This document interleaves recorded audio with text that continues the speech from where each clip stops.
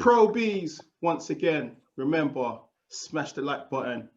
And I'm delighted to be joined once again with Joseph Parker. How are you? Mate, I'm great, brother. I'm great. In New Zealand, pretty blessed. And, just the family's healthy. Everyone's, strong and, enjoying each day. So, like I said before, prayers out to those who are, going through hard times at the moment in all the countries out there.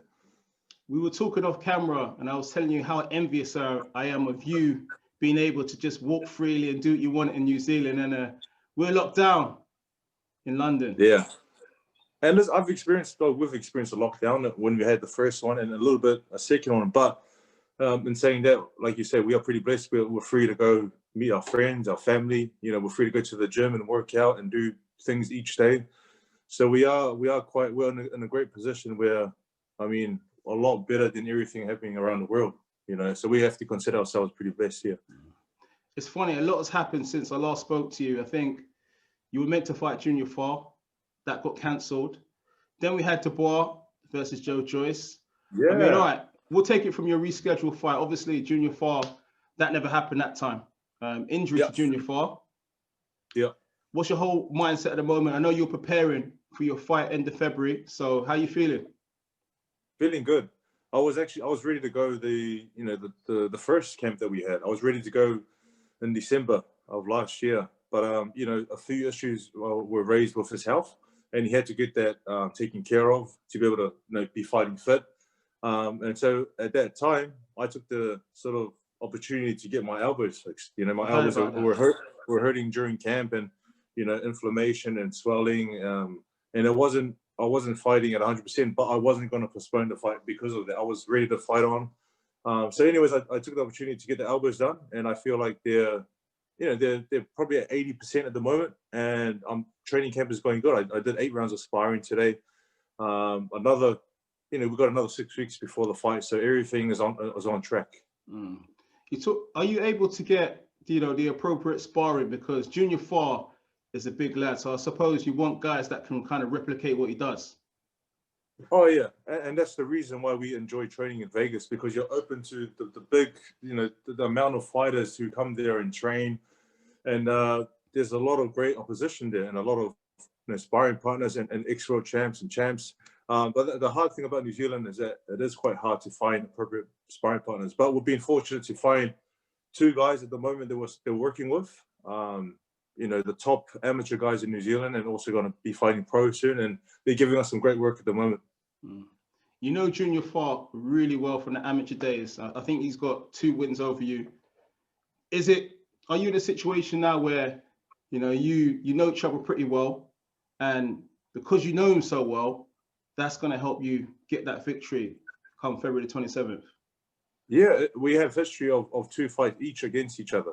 And so we've had 4 fights with amateurs. But when I look at the amateur days, that's a long time ago. And a lot has changed since then. A lot has changed and happened in both our professional careers. I've had some good fights, and I have 2 losses against some top quality opponents. He's undefeated. But I know because of the past and because of knowing his style, I think I know what I have to do. Come 27th of February. There hasn't really been too much, needle between you guys. He's like fairly reserved, apart from the few issues that you had originally about the gloves and whatever, and money, that all got resolved. Yeah. But really, he's quite reserved. So, I think he's just all about, doing his business in the ring, such as yourself. Yeah, well, there's no bad blood. There's no real trash talk between us. For me, it's just getting in the ring and taking care of business. I do want to get in the ring and hurt him. That's what you want to do in every fight. But there's no real hate or, like I said, anger. It's just real, professional, and just 2 guys coming together who don't really know how to. I don't think we both know how to talk trash. It's one of those things where you have to learn and you have to be good at it. Otherwise, if you try and it doesn't sound good, you make yourself look bad. I know you was talking about being more aggressive, in the ring, in your future fights at the end of last year. I could see that from the beard, that's the whole part of the aggression, growing that beard out, being part of the beard gang. The goal is to have it like yours soon. That's the goal. But I think with fights, you know, it's attractive when you look good, when you're aggressive, when you throw punches, when you put a beating on your opponent. That's what attracts people's attention. And I've had a lot of fights where I've won by points, and it's good to get the victory over points, but that's not really entertaining or it's not exciting. So I want to be, my goal for the next, you know, for the fights that I have in the future is to be more aggressive and let my hands go. Because when they go, you know, you can get some great results. No, definitely. You know, I think, you know, your major attributes are your speed, you know, and the combinations that you put together. So, you know, definitely, you know, you're definitely one of the top fighters out there, you know, 100%. And, you know, I think it's important for you to really get a good solid win against Junior Farr. And then, you know, you want to get back into the elite picture, you know. And I think probably Joe Joyce probably would be a good target for you, who's ranked just one place ahead of you in the WBO rankings. Yeah, like you said, I have to get a good victory over Junior Farr. I have to look impressive. I have to make a statement. I'm not going to put that pressure on myself. I'm going to go out there and have fun and let it happen. But that's what I need to do. I know what I need to do. And then in saying that, once I took that, you know, and get him out of the way in good fashion, there's the opportunity to fight those guys who are just above me in the rankings. You know, there's Joe Joyce, who looked good against Dubai, you know, and then there's Usyk, who's above him. So any of those guys at the top, I would love the opportunity to, you know, I'll take it with both hands, but I just need to take care of business first. It's funny, this fight is linked to so many things. You know, your fight with Junior Farr, you know, if you're victorious, it's linked to so many pathways. And obviously we've got a situation at the top with Fury and Joshua. It's all kind of linked to each other, and there's all different permutations, which is quite ironic, you know? Yeah, there's all these different opportunities. It's just that this fight is in the way, and this is the fight I have to really focus on and get it done the right way. You mentioned Joe Joyce. You know, he's ranked one place above you. What did you make of his fight with Daniel Dubois?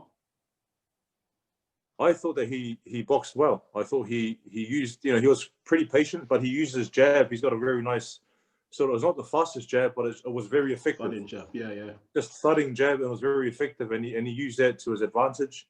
And I guess his experience helped him, you know, throughout the fight. He was able to take some punishment in the beginning, and then just, you know, he was able to put it back on Dubois.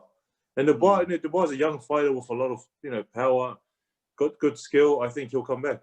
Just I think it was just a bit too early for him.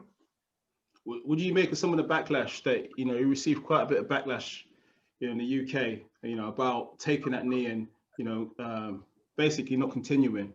What did you make of all that? Yeah, everyone has an opinion, and the fighter, we don't know what the fighter is going through at the time, whether it was whatever pain he was in, or whether he couldn't see, or whatever it was.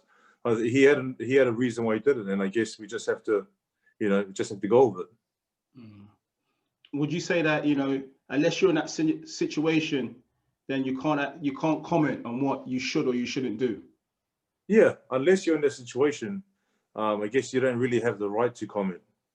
Maybe other fighters can say this and that because they've been in the ring, they've probably experienced similar things, but unless you're in that situation, it's quite hard to say what actually happened and what he was feeling and what he was going through. You just gotta take it for what it is. And you mentioned Usyk. This is all connected, right? Usyk, obviously, he fought Chisora. Again, I think I spoke to you before that fight happened also as well. Usyk's fight against Chisora, I mean, I think he's his second fight heavyweight. I mean, how do you think he got on? He's a smart fighter. He's a smart boxer. He can, you know, he can move. He moved a lot for that fight, and I guess a lot of fighters move when they're in the ring with Derek Chisora.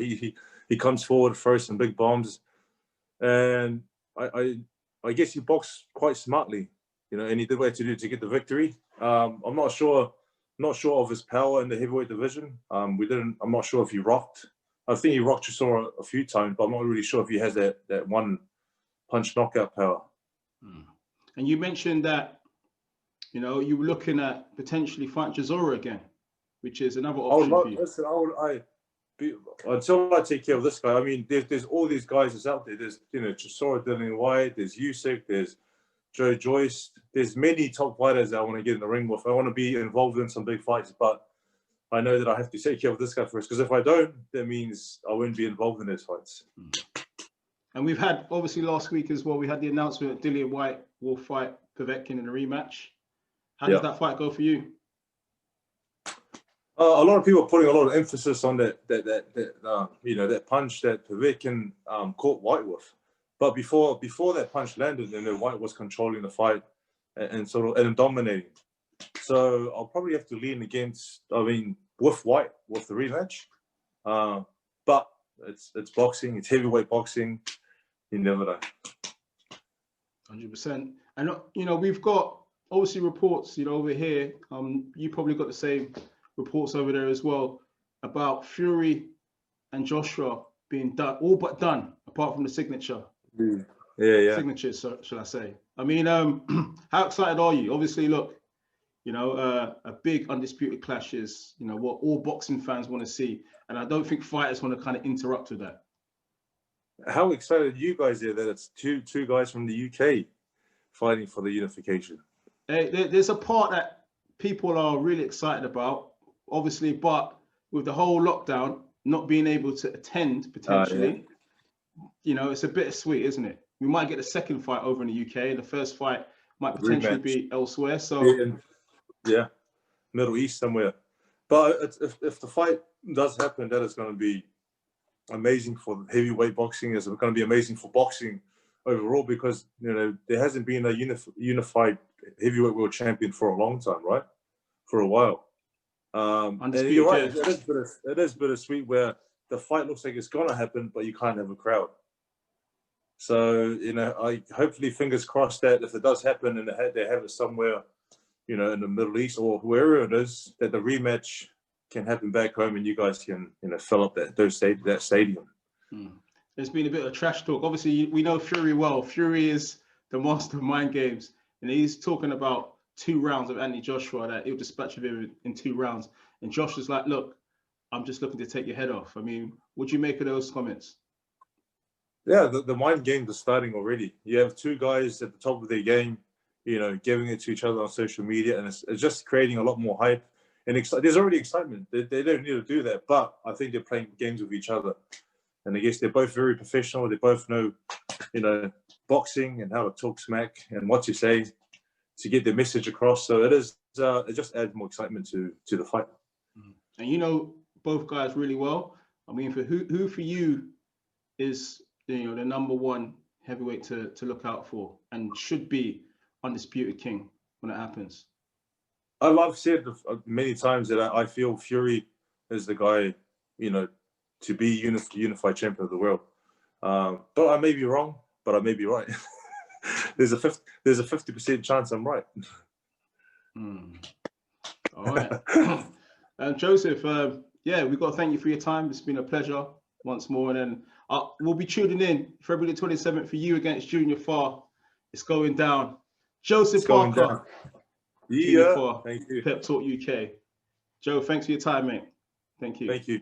Cheers.